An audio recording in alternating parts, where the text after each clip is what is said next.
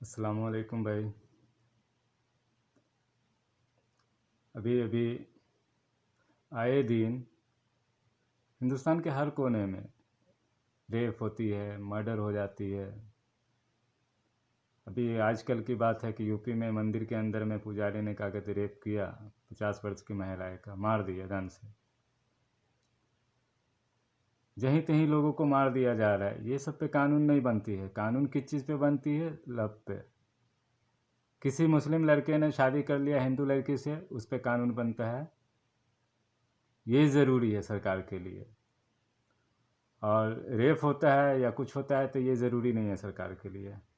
वो इसलिए ज़रूरी नहीं है क्योंकि उसका ही धर्म के लोग रेप कर रहे हैं और उनके ही लोग ज़्यादा से ज़्यादा रेप कर रहे हैं, उसमें पार्टिसिपेंट कर रहे हैं। एक तरीके से समझिए ये पार्टिसिपेंट है। कौन कितना रेप कर सकता है, कौन कितना मर्डर कर सकता है, उसी हिसाब से पार्टी भी टिकट देती है और फिर उसमें समाज में उसका नाम भी होता है। ठीक है, ये दर्शाया जा रहा है अभी अभी के माहौल में।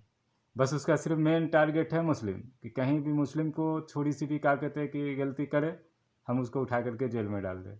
अभी का तो माहौल ऐसा हो गया है कि भाई आप यूपी के अंदर हैं, वहाँ लव जिहाद का कानून लागू है।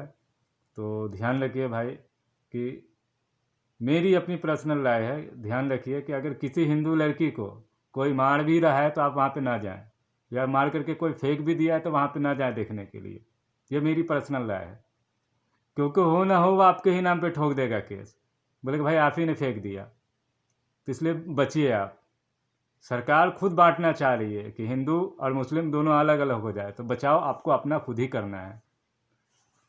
ठीक है, आपको ज़्यादा हमदर्दी पालने की ज़रूरत नहीं है। आप दूरी बना करके रखिए इन चीज़ों से, क्योंकि आप फंस जाएंगे।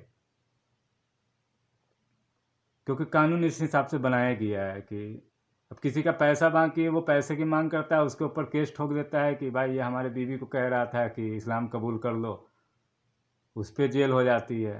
तो ये बहुत सारी समस्या आ रही है। आप किसी की मदद करेंगे, दूसरा आदमी देखेगा वो आप ही के ऊपर केस लगा देगा कि अरे इस लड़की को मदद नहीं, यही अपहरण करके ले जा रहा था।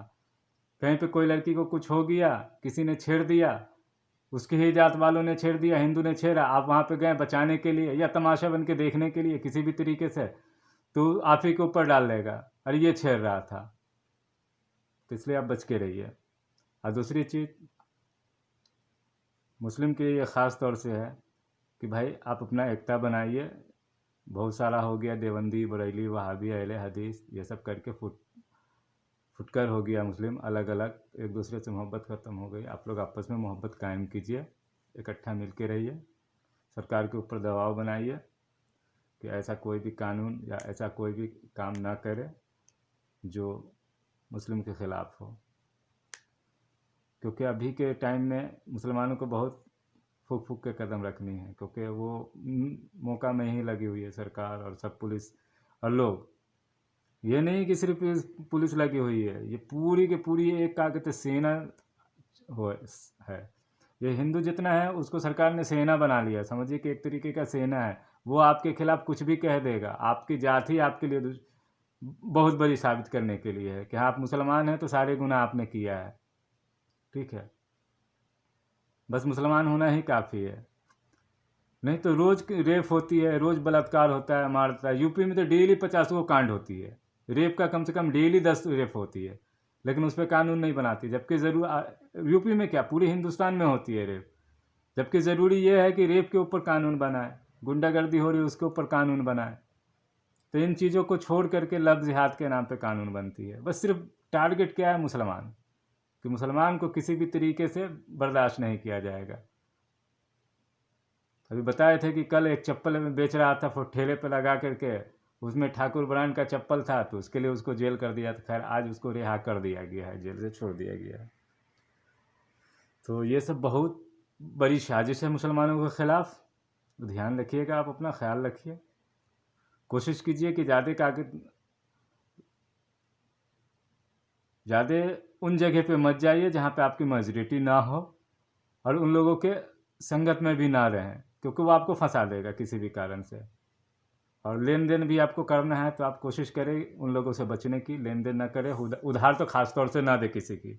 मदद तो बिल्कुल ही मत करें। इसलिए मदद नहीं करें कि कल होकर के आप पैसा मांगेंगे तो आपको फंसा देगा। या ऐसा भी कोई कांड हुआ है? ये 10-15 दिन पहले हाई कोर्ट ने केस खारिज किया है, तो इसलिए बच के रहिए। तो आजकल ये सब चल रहा है, ये कोई नई बात नहीं है। अभी किसान आंदोलन चल रही है, देख ही रहे हैं।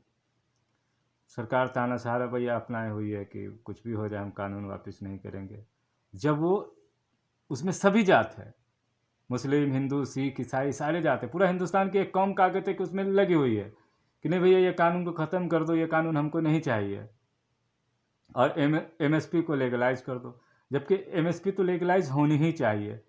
सारे की सारी फसल सरकार को खरीदनी चाहिए और सरकार से लोग खरीदें, जो व्यापारी है, डिस्ट्रीब्यूटर है, या जो भी है वो सरकार से खरीदे।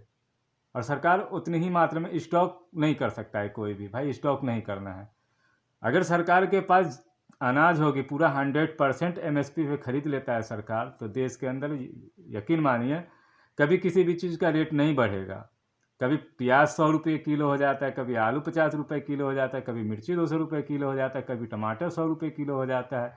तो ये सब क्यों होता है? क्योंकि सरकार नहीं खरीदती है। अगर पूरा 100% सामान सरकार खरीदे और सरकार से लोग खरीदे, तो इससे क्या होगा कि लोगों को भी सहूलत होगी। जो छोटे छोटा व्यापारी सब है, जो खुदरा बाजार सब है, वो वाला भी जो अब रोज जाएगा खरीद करके ले आएगा गवर्नमेंट की अगर मंडी लगी हुई है तो वहाँ से, और गवर्नमेंट अपना व्यवस्था करे उस सामान को स्टॉक करने का।